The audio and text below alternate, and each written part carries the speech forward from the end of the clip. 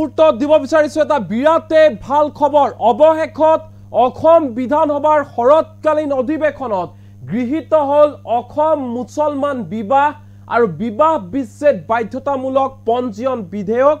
2024 সৰ্বসন্মতিক্ৰমে এই বিধেয়কখন গৃহীত হৈছে অসম বিধানসভাৰ শৰৎকালীন অধিৱেশনত আৰু এতিয়াৰে পৰা যি ছোৱালীৰ ক্ষেত্ৰত আইনী বয়স 18 বছৰ আৰু লৰাৰ ক্ষেত্ৰত বিবাহৰ আইনী বয়স 21 বছৰ হেয়া উলংঘন কৰিব নোৱাৰিব এতিয়াৰে পৰা কোনেও সমান্তৰালকৈ কাজিৰ ব্যৱস্থা সম্পূৰ্ণ বিলুপ্ত ঘটিছে আৰু এতিয়াৰে পৰা মাত্ৰ এটকাতে মুছলমান বিবাহ পঞ্জীয়ন হ'ব এই মুহূৰ্তৰ আটাইতকৈ ডাঙৰ খবৰ জনাইছে নিটক্সৰ দৰ্শকক অৱশেষত গৃহীত হল অসম মুছলমান বিবাহ আৰু বিবাহ বিচ্ছেদ বাধ্যতামূলক পঞ্জীয়ন বিধেয়ক 2024 অসম বিধানসভাৰ শৰৎকালীন অধিৱেশনত গৃহীত হৈছে বিধেয়কখন এই বিধেয়কখনৰ অধীনত এতিয়াৰে পৰা চৰকাৰীভাৱে বিবাহ পঞ্জীয়ন কৰাটো বাধ্যতামূলক চৰকাৰীভাৱে বিবাহ পঞ্জীয়ন কৰাটো এতিয়াৰে পৰা বাধ্যতামূলক ছোৱালীৰ বাবে 18 বছৰ তথা লৰাৰ বাবে 21 বছৰৰ বিবাহৰ আইনী বয়স উলংঘন কৰিব নোৱাৰিব এতিয়াৰে পৰা অন্যথা শাস্তিৰ সন্মুখীন হ'ব লাগিব বিধেয়কখনে কিশোৰী গৰ্ভধাৰণৰ বিৰুদ্ধে এক কঠোৰ প্ৰতিৰোধক হিচাপেও কাম কৰিব এতিয়াৰে পৰা আজিৰ পৰা বিলুপ্ত হল কাজিৰ ব্যৱস্থা এতিয়াৰে পৰা মুছলমান বিবাহ সম্পন্ন হ'ব উপ পঞ্জীয়কৰ কাৰ্যালয়ত এটকাৰ বিনিময়ত সম্পন্ন হ'ব এতিয়াৰে পৰা মুছলমান বিবাহ মাত্ৰ এটকাতে সম্পন্ন হ'ব মুছলমান বিবাহ সৰ্বসন্মতিক্ৰমে গৃহীত হৈছে অসম মুছলমান বিবাহ আৰু বিবাহ বিচ্ছেদ বাধ্যতামূলক পঞ্জীয়ন বিধেয়ক 2024 আৰু এই মুহূৰ্তত ৰাজ্যৰ মুখ্যমন্ত্ৰী হিমন্ত বিশ্ব শৰ্মাই সদনৰ মজিয়াত কেনেধৰণে এই বিধেয়কখন উত্থাপন কৰিছিল কি কৈছিল এই মুহূৰ্তত সেই ভাষণৰ কিয়দাংশ শুনাবলৈ বিচাৰিছো এনি টক্সৰ দৰ্শকক মাননীয় মন্ত্ৰী আপুনি সংশোধনৰ কথাটো লগত মেনশন কৰি দিব অধ্যক্ষ মহোদয়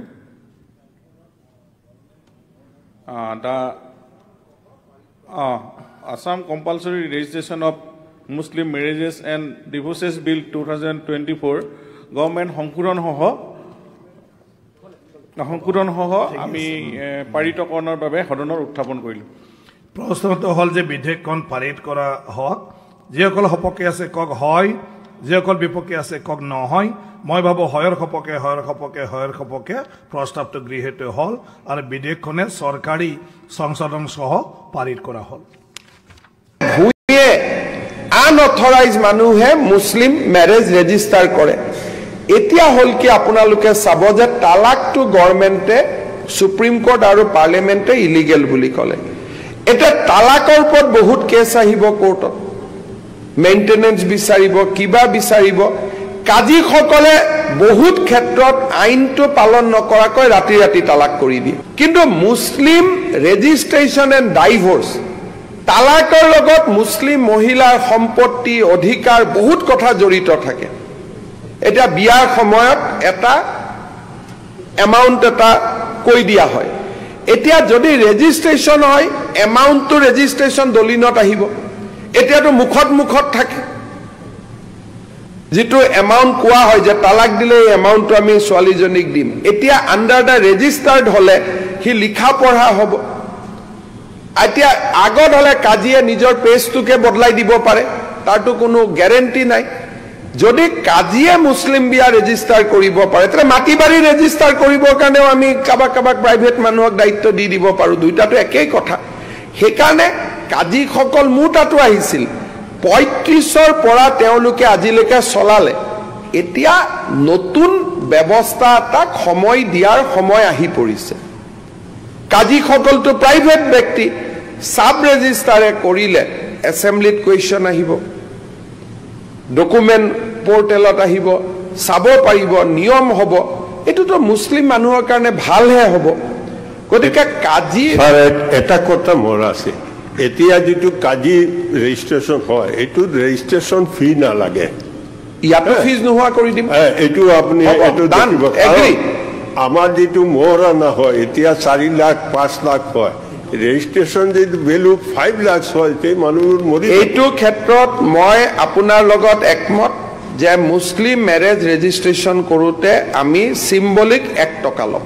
থ্যাংক ইউ এইটো হ'ল ভাল হয়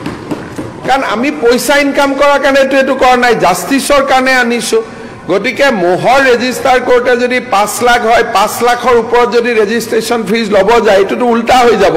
সেইকাৰণে মই আপোনালোকক এছুৰেঞ্চ দিলোঁ যে Muslim marriage will be registered as a symbolic fee of ₹1 1 টকা কাজিয়াটো 1 টকাত কৰি নিদিয়ে অধ্যক্ষ মহোদয় এই বস্তুখিনি আমি নিউ যিটো এক্ট আহিছে তাত আমি ডিছকাশ্যন কৰি লওঁ এতিয়া ৰিপিলত যিখিনি কথা পাতিছোঁ এইটো ইৰিলিভেণ্ট অলপমান ঠিক আছে মই ইৰিলিভেণ্ট আমি এতিয়া ৰিপিল এক্টৰ কথা পাতিছোঁ এতিয়া নতুন এক্ট কম্পালচৰি এক্টটো আহিব তেতিয়া আপোনালোকে আৰু পৰামৰ্শ দিব কিন্তু আজি মই যিটো আহিব নালাগে ক্লাব কৰি ডিসকাশন কৰিলে বেয়া নহয় যদি ৰিপিলিং বিল আৰু নিউ বিল দুটা ক্লাব কৰি যদি স্যাৰ আপোনালোকক এটাই কথা ক'লো যে মুছলমান মানুহৰ ভালৰ কাৰণে আপোনালোকে সেকেন্ড একখন আহিবৰ সময়ত যিমান পৰামৰ্শ দিব মোৰ মাইন্ড ক্লিয়াৰ আছে যিমান পজিটিভ পৰামৰ্শ দিব খালি মোৰ এটাই কথা যে যেটো আমিনুল ইসলাম ডাঙৰীয়া কৈছে যে এমেন কৰিলেও হৈ গলহেতেন আমাৰ মতলবটোৱে হৈছে কাজিক বিদায় দিয়া গতিকে এমেন কৰিলে আমাৰ কামটো নহয় কথাটো বুজি পালেতো সেইকাৰণে আমি এমেন্ডমেন্ট ৰাস্তাত যোৱা নাই ৰিপিল কৰিছোঁ আৰু কাজিসকলক ইয়াৰ পৰাই মই ধন্যবাদ জনাইছোঁ যে ইমান দিনে আপোনালোকে কষ্টকৰ কাম এটা কৰিলে আৰু ইমান কোৰ্টে ঝামেলা কৰা আপোনালোকৰ কি প্ৰয়োজন আছে যোৱা অহা কৰা গতিকে আপোনালোকে ৰেষ্ট লওক ময়ো বহুত খেজুৰ খালোঁ তেওঁলোকৰ আঁতৰো দিলে তো চব ঠিক আছে কিন্তু খেজুৰ আঁতৰ মোৰ তাতো আহি আছে কিন্তু হ'লেও আমি স্থিতপ্ৰজ্ঞ হৈ থাকিব কৰি দিলে স্যাৰ মানি ললেহেঁতেন তেওঁলোকে মানি নললেহে ভাল না না 8A তেওঁলোকে প্ৰভিজন আছে কাৰণে কৰিছে নাই তেওঁলোকে আপোনাৰ মতেই কৰিব তেওঁলোকে নাই শুনক তেওঁলোকে মানি লোৱা নোলোৱাৰ ওপৰত বিধানসভা কেনেকৈ চলিব তেওঁলোকক খালি আমি ধন্যবাদ জনাইছোঁ যে ইমান দিন আপোনালোকে এটা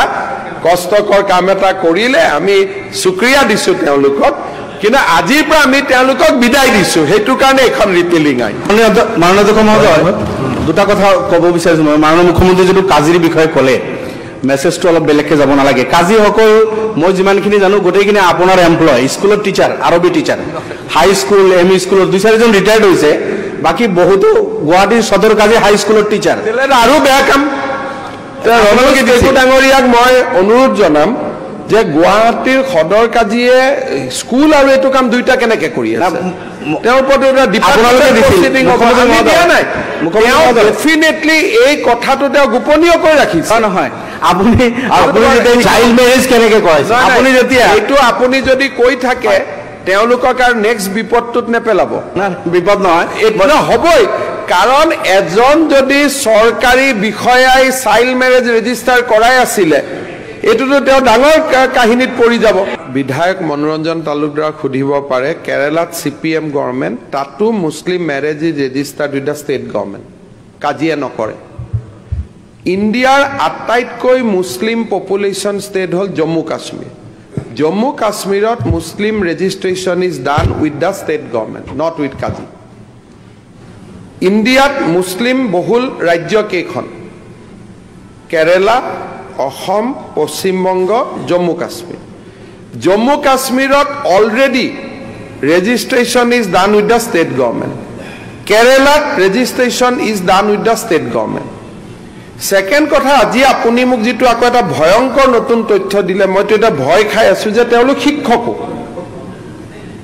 এইটোতো আৰু এটা নতুন তথ্য হৈ গ'ল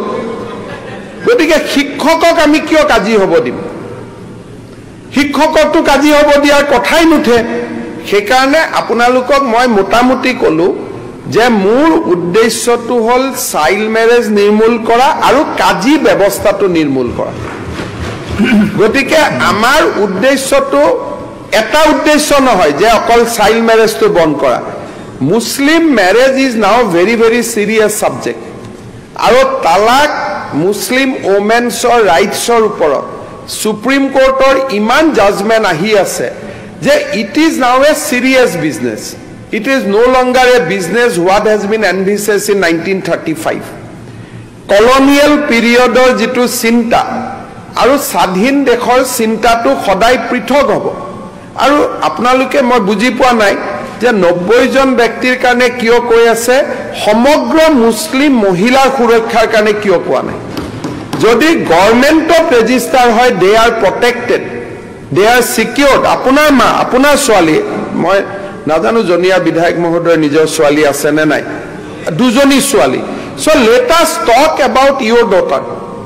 আপোনাৰ ছোৱালীৰ অধিকাৰৰ বিষয়ে আজি আমি কথা পাতো 90 জন কাজিক আমি চলাই লম তেওঁলোকৰটো কোনো অসুবিধা নহয় ব্যক্তিগত অসুবিধা গতিকে মই এটা তেওঁলোকক আৰ্থিক ক্ষতিপূৰণ এটাও দিম বুলি কৈছো আৰু শিক্ষকটো হয়েই তেওঁলোক গতিকে তেওঁলোকৰটো কোনো অসুবিধাই নাই গতিকে তেওঁ 90 জন ব্যক্তিৰ কাৰণে ইমান এখন ধুনীয়া প্ৰগ্ৰেছিভ আইনক আপোনালোকে কিয় বিৰোধিতা কৰে যে চৰকাৰত ৰেজিষ্ট্ৰেশ্যন হ'ব ডকুমেণ্ট থাকিব কোনোবাই তালাক হলে মোহৰানা হলে এজ পাৰ দা ৰেজিষ্ট্ৰেশ্যন ডকুমেণ্টছ তেওঁলোকে পাব পাৰিব এটা ইমান ছোৱালীসকলৰ কাৰণে ভাল ব্যৱস্থা হ'ব গতিকে মই ভাবোঁ যে 90 জন কাজিৰ কথাটো চিন্তাক বাদ দি কাৰণ কেৰেলাতো আজি যদি মই এনেকুৱা কিবা ঘটনা হ'লেহেঁতেন কেৰেলা মানুহেতো অলৰেডি অপ'জ কৰিলেহেঁতেন জম্মু কাশ্মীৰৰ মানুহেতো অলৰেডি অপ'জ কৰিলেহেঁতেন এতিয়া মই চালে হয়তো বুজি পাম কেৰেলাৰ আইনখন হয়তো আইডাৰ কংগ্ৰেছ নহলে CPM এ আনা কাৰণ তাততো কেতিয়াও বিজেপিৰ চৰকাৰ হোৱাই নাই সেইকাৰণে আপোনালোকে এইটোক আপত্তি নকৰিব 90 জন মানুহৰ লগত এদিন আমি বহি চাহটা খাই ল'ম তেওঁলোকে অলপ মনত দুখ পাব তেওঁলোকক ভালকৈ বুজাই বৰাই আমি পিঠিত থপৰিয়াই পেলাই তেওঁলোকক আমি ধন্যবাদ দি বিষয়টো সামৰণি মাৰিম কিন্তু এটো supreme court order compulsory registration হ'বই লাগিব আৰু ষ্টেট ক্যানট ৰিলাই অন প্ৰাইভেট পিপল সেইকাৰণে ইনষ্টিটিউচন লাগে মই ইমানটোলৈকে ৰেডি আছো পিছত যেতিয়া আমাৰ আইন আহিব যদি আপোনালোকে ভাবে যে সাব ৰেজিষ্টাৰ অফিচত মানুহখিনি হেৰাসমেন্ট হ'ব পাৰে আমি special sub registrar only for registering Muslim মেৰেজো আমি কৰিব পাৰো কোনো অসুবিধা নাই I am very positive second বিধায়ক মহোদয় যেটো কৈছে চাইল্ড মেৰেজ বন্ধ হ'ব নাই 26ৰ ভিতৰত মই বন্ধ কৰি দিম অসমত এটো হ'বই নোৱাৰে এটো যত হৈ থাকিব কিন্তু অসমত হ'ব নোৱাৰে কাৰণ পস্কোত এতিয়ালৈকে 14 বছৰ জেল 7 জনৰ হ'ল এতিয়া বিএনএছত এনেকুৱা এটা ডাঙৰ প্ৰভিজন আহিছে যে চাইল্ড মেৰেজ প্ৰমাণ কৰিব নালাগে ভাৰতীয় ন্যায় সংহিতাত আহিছে যে যদি মাইনৰ এজত বিয়া হৈ সেক্সুৱেল ইন্টাৰকোৰ্স হয় it is equivalent to rape তাৰমানে বাচ্চা জন্ম হলেতো সেক্সুৱেল ইন্টাৰকোৰ্স হৈছে সেইকাৰণে rape charge prove will be very easy things to do now নিজৰ ঘৈণীয়েকৰ লগতো এটো আপোনালোকে বুজি পালে ভাল হ'ব পিছত মিটিংত ক'ব পাৰিব 18 বছৰৰ আগত মই ভুলত বিয়া কৰালো তাৰ শাস্তি হ'ল 2 বছৰ বা 2.5 বছৰ কিন্তু যদি বিয়া কৰোৱা ছোৱালীজনীৰ লগত ইন্টাৰকোৰ্স কৰো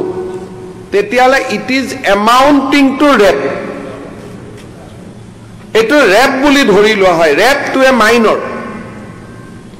আৰু এটোটো প্ৰুফ কৰিব প্ৰমাণে নালাগে এটোটো আপোনাৰ লৰা হয় লৰাটো খালি ডিএনএ টো টেষ্ট কৰি ল'ব লাগে বাপেক আৰু লৰাটো ডিএনএ একে হয় নহয় ছোৱালীজনী ডিএনএ একো হয় না তাত আৰু বেলেগ একো প্ৰুফে নালাগে ভাৰতীয় ন্যায় সংহিতা আৰু যিখন আমাৰ এভিডেন্স এক্ট এতিয়া আহি গল তাতে টেকনলজিক্যাল প্ৰুফ থাকিলে আৰু সাক্ষীৰ প্ৰয়োজন নাই তাত যদি টেকনলজিক্যালি প্ৰুফ হৈ যায় যে এই লৰাজনৰ বয়স ডাক্তৰে পৰীক্ষা কৰিলে 19 বছৰ ছোৱালীজনীৰ বয়স 18 বছৰ তেওঁলোকৰ এটা বাচ্চা আছে গতিকে হাজবেণ্ডজন জেল হোৱাটো খাটাং কলকে দিয়ক নাই এতিয়া হেকাৰণে আপোনালোকক মই এপিল কৰিছো আৰু এটা মই যোগেন মোহন ডাঙৰীয়াক ৰিকুৱেষ্ট কৰিম এখন পাছ হোৱাৰ পিছত এদিন আপোনালোকক মাতিব আৰু কিবা ইয়াত কৈছে কেটল বিলত বাৰে বাৰে এমেণ্ডমেণ্ট কৰিব এইটো it is a strength of democracy এইটো নিগেটিভ কথা নহয় যদি আমি বিৰোধীৰ কথা শুনি বাৰে বাৰে যদি এই আইনখন সংশোধনত আনো এইটো আপোনালোকে ভালহে পাব লাগে যে চৰকাৰে শুনে গতিকে আফটাৰ দিছ এক্ট ইজ পাছ কাৰণ এতিয়া ইখন ৰিপিল হৈ গ'ল এইখন নকৰিলে মানুহখিনি বিপদত পৰিব এক পাছ হোৱাৰ পিছত আপোনালোকৰ এপ্ৰিলৰ ছেছনৰ আগত এবাৰ নৱেম্বৰটো আমাৰ ছেছন হ'ব নৱেম্বৰ আৰু এপ্ৰিল ছেছনৰ আগত যোগেন মহান ডাঙৰীয়া আপোনালোকৰ এখন মিটিং পাতিব বিশেষকৈ যি কেজনে আজি পাৰ্টিচিপেট কৰিলে বা যোন আহিব খোজে আমাৰ অফিচাৰসকলো থাকিব যিমান ব্যৱহাৰিক অসুবিধা আপোনালোকে দেখা পায় সেইখিনি কৰিম আৰু মই আজি নিজে হাউচত এছুৰেঞ্চ দিছোঁ যে নৱেম্বৰত আমি এটা এমেণ্ডমেণ্ট আনিম যে not only sub registrar any other officer appointed by government যাতে ৰাস্তাটো খুলি যায় সাব ৰেজিষ্টাৰৰ বাহিৰতো যাতে ৰেজিষ্ট্ৰেশ্যন হ'ব পাৰে মিনহাইল আমি কেৰেলা আৰু জম্মু কাশ্মীৰৰ ছিষ্টেমটো ষ্টাডি কৰি ল'ম আৰু যদি সুবিধা কৰিব পাৰি আমি আৰু সুবিধা কৰিব পাৰিম বাহিৰত এনেই বদনাম কৰি থাকে যে এইটো কাজীসকলে বেয়া পাওক কিন্তু এইটো মুছলমানৰ বিৰুদ্ধে নহয় কাজীৰ বিৰুদ্ধে হ'ব পাৰে কিন্তু মুছলমান মানুহৰ বিৰুদ্ধে নহয় সেইকাৰণে আপোনালোকৰ আৰু বাৰে বাৰে মই এই লাইনটো পঢ়াইছোঁ ডিটো আপোনালোকে এবাৰ পঢ়ি ল'ব গতিকে ডিৰ পিছত কাৰো আপত্তিয়ে থাকিব নালাগে কমপ্লিট মুছলিম পাৰ্চনেল ল এণ্ড ইছলামিক ৰিচুৱেলছ গতিকে এইটো নপঢ়াকৈ আগত যোৱাৰ কাৰণে আমাৰ গণ্ডগোল হৈ আছিলে গতিকে মই হাউচক অনুৰোধ কৰিম যে আপোনালোকে এমেণ্ডমেণ্টখিনি উইথড্ৰ কৰি লওক টেকনিকেল আইডাৰটো আমি লিখি দিম আইডাৰ of the parties in the district সেইটো লিখি দিম আৰু বাকিও যদি কিবা ব্যৱহাৰিক আপোনালোকৰ এমেণ্ডমেণ্টত দাড়ি কলা কিবাৰ কাৰণে কনফিউজন হ'ব পাৰে ঠিক কৰি দিম নৱেম্বৰত আৰু এটা এমেণ্ডমেণ্ট আনিম যে not only sub registrar any officer appointed by government যাতে আমি জিপি বিডিঅ' চবলৈকে যাতে বস্তুটো লৈ যাব পাৰিম হ'ব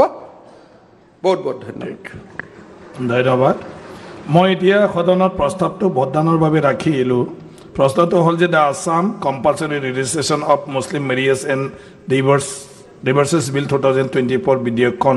বিবেচনাৰ বাবে লোৱা হওক যিসকল সপক্ষে আছে কওক হয় যিসকল বিপক্ষে আছে কওক নহয় মই ভাবোঁ হয়ৰ সপক্ষে প্ৰস্তাৱটো গৃহীত কৰা হ'ল এতিয়া সদনত বিধেয়কখন দফাই দফাই বিবেচনাৰ বাবে ৰখা হ'ল 2 নং দফাত মাননীয় সদস্য শ্ৰী আমিনুল ইছলাম আৰু তেখেতৰ সহযোগীৰ সংশোধনী আছে আপুনি উঠাই লৈছে অধ্যক্ষ মহোদয় আজি এটা বিস্তাৰিত আলোচনা হ'ল কিন্তু আমি গম পালোঁ যে ইয়াত যথেষ্টখিনি ক্লাৰিকেল মিষ্টেক হওক বা আমি যিখিনি সংশোধন বিচাৰিছোঁ সেইবিলাক আছে আৰু মাননীয় মুখ্যমন্ত্ৰী ডাঙৰীয়া আমাক হাউজক এটা আশ্বাস দিছে যে আকৌ অক্টোবৰ নৱেম্বৰ হওক বা আমাৰ অফিচাৰ্ছ আৰু আমাৰ ৰাজমন্ত্ৰীৰ লগত ছেপাৰেট বহিব লাগিব তো আমি এইটো যেহেতু কালি ৰাতি 11টাত আমি এই বিলটো পাইছোঁ বা আমি আজি আহিব বুলি জানিছোঁ আমাৰ আৰু অলপ থৰ ষ্টাডিৰ প্ৰয়োজন আছে সেইকাৰণে আমি আজি সেইটো উদ্ধ নকৰি আমি আৰু সময় বিচাৰিছোঁ এতিয়া উদ্ধ নকৰিলেও নাথাকিব সেইটো বেলেগ কথা কিন্তু ৰেকৰ্ডত থাকি যাওক যে আমি এই মুহূৰ্তত উদ্ধ কৰা নাই ঠিক আছে মই আমিনুল ইছলাম আৰু তেখেতৰ সহযোগীৰ সংশোধনী প্ৰস্তাৱটো সদনত দাঙি ধৰিলোঁ যিসকলে সপক্ষে আছে কওক হয় যিসকলে বিপক্ষে আছে কওক নহয় মই ভাবোঁ নহয়ৰ সপক্ষে সংশোধনীৰ প্ৰস্তাৱটো নাকচ হ'ল প্ৰশ্নটো হ'ল 2 নং দফাটো বিধেয়কখনৰ অংশ হ'ব যিসকল সপক্ষে আছে কওক হয় যিসকল বিপক্ষে আছে কওক নহয় মই ভাবোঁ হয়ৰ সপক্ষে 2 নং দফাটো বিধেয়কখনৰ অংশ হ'ল 3 নং দফাত মাননীয় সদস্য শ্ৰী আমিনুল ইছলাম আৰু তেখেতৰ সহযোগীৰ আছে একে তো মই সংশোধনী প্ৰস্তাৱটো দাঙি ধৰিলোঁ যিসকলে সপক্ষে আছে কওক হয় যিসকলে বিপক্ষে আছে কওক নহয় মই ভাবোঁ নহয়ৰ সপক্ষে সংশোধনীকেইটা নাকচ কৰা হ'ল প্ৰশ্নটো হ'ল 3 নং দফাটো বিধেয়কখনৰ অংশ হ'ব যিসকল সপক্ষে আছে কওক হয় মাননীয়